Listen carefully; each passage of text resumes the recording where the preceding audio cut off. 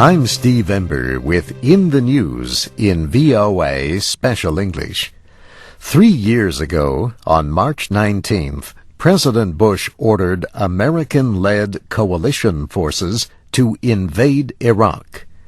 One goal was to free the Iraqi people. The other was to prevent Iraqi leader Saddam Hussein from using weapons of great destruction. The United States believed Iraq had such weapons. The coalition forces gained a quick military victory, and the Iraqi government was ousted. But weapons of great destruction were never found. More than 2,300 American troops have died in Iraq in the past 3 years. The Bush administration says at least 30,000 Iraqis have also died. Some reports say many more have been killed. Today, President Bush says the goal of the military operation is to protect American security by turning Iraq into a democracy. He adds that Iraq has gone from dictatorship to freedom, to self-rule, to a constitution, and to national elections. But gaining a secure peace in Iraq has been difficult. Deaths and injuries to American troops continue. So do attacks against Iraqi civilians and violence among religious extremists.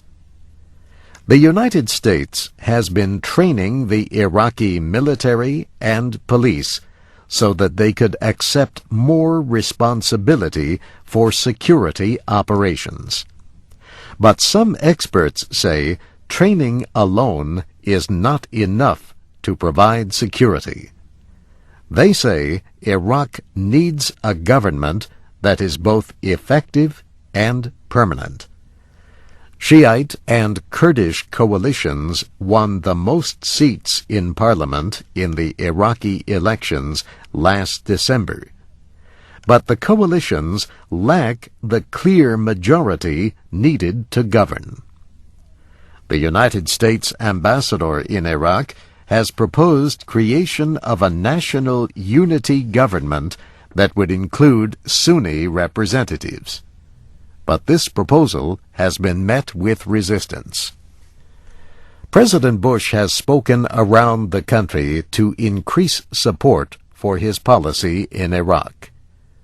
Last month, Mr. Bush said his administration is fixing what has not worked.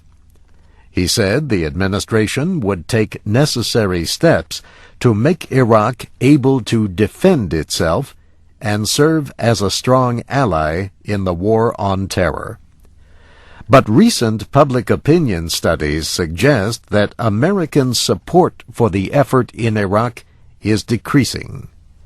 Several opinion studies show that most Americans now oppose the war in Iraq. They do not believe the war effort was worth the cost, and they fear Iraq may be close to civil war. Experts say Iraq is still the most important issue in American politics today. This could affect the final 3 years of Mr. Bush's presidency.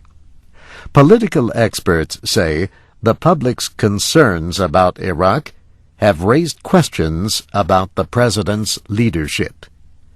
The president's Republican Party hopes the situation in Iraq will become more secure before the American congressional elections in November. Experts say they expect the opposition Democratic Party to gain seats in the elections, at least in part because of public dissatisfaction about the situation in Iraq. In the News in VOA Special English was written by Shelley Gullist. I'm Steve Ember.